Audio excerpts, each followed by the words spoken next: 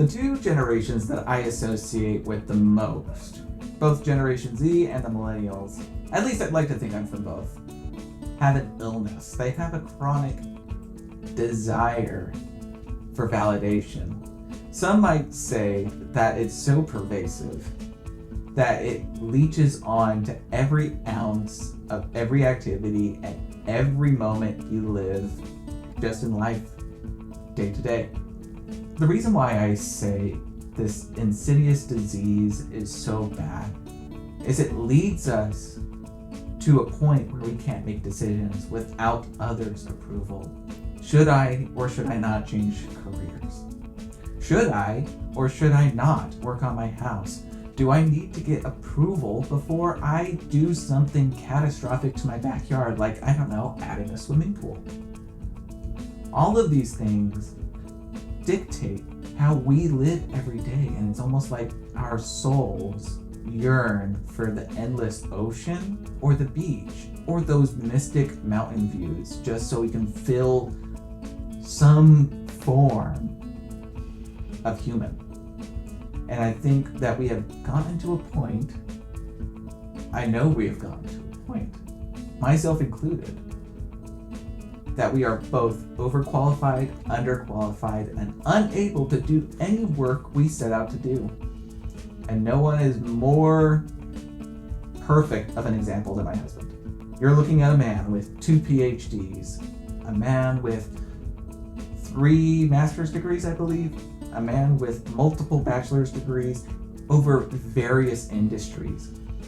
All of these things are wonderful to have. But at what point do we say, enough is enough? Give me a chance. I'm ready. Throw me in, coach. We keep getting treated as though we're still in Little League.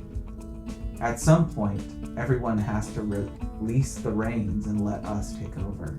I'm not blaming the boomers here at all. I'm not blaming any generation that came before us. I think that everyone has had a moment where they've had to ask some really hard questions. Not just about their own existence, and it doesn't matter if it's a sexuality issue, an employment issue, or whether or not it's time to move on from a toxic relationship. We all yearn for these moments that are peaceful, blissful, and somewhat in the middle of all of this. We're still asking for permission, like we're that 5-year-old in kindergarten that has to raise their hand just to go use the restroom. All of these moments lead us to a point where we either have to be brutal and cut everyone out or blame someone. I don't think we have to do either.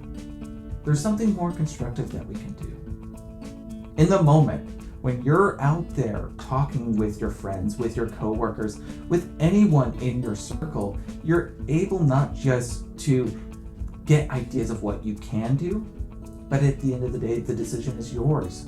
So something you can do to make this better.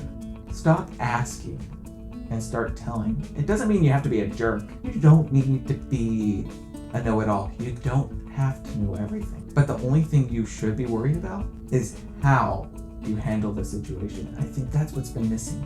All of us have this wonderful time, just trying to think about what we can and can't create. But I think that we're here for a reason. I've always believed that. I may not be a Christian, but I've always believed that everything happens as it should, as the universe needs it to.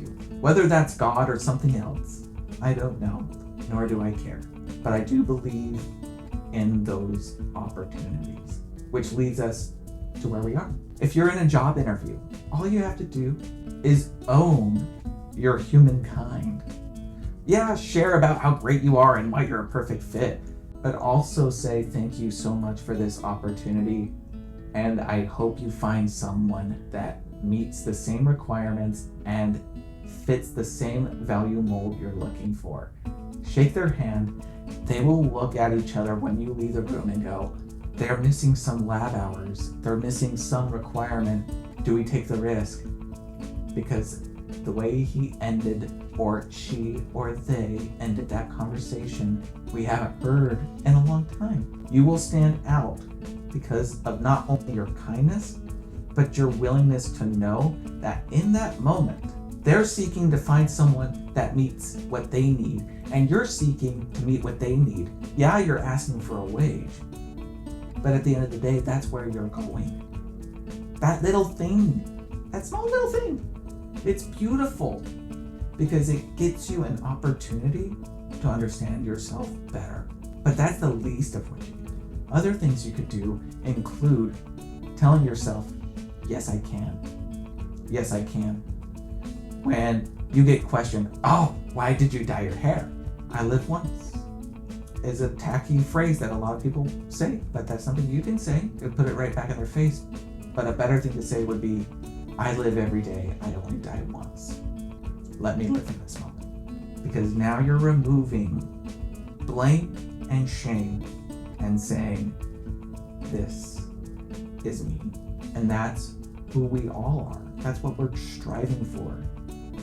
The platypus playground is a lot of things. Chaos, sure. Emotional vulnerability, absolutely.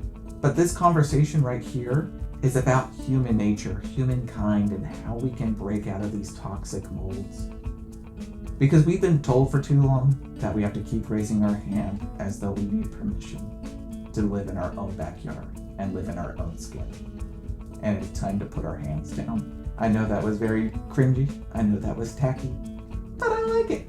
So we're gonna leave it. Do you guys have any questions, thoughts, comments, concerns? Put them down below. I'd be interested to hear what you guys think of all of this. But I believe that Millennials and Generation Z are coming out of it. We're getting to the point where if we have to, we will walk away. It's not because we don't love others, but it's because we haven't loved ourselves enough. And so for anyone who is struggling with their mental health, please reach out to a therapist. Please reach out to family members and those you trust. If you don't trust a family member, find your bestie, rant to them, and I promise you'll make it through. If you guys like this video, like and subscribe.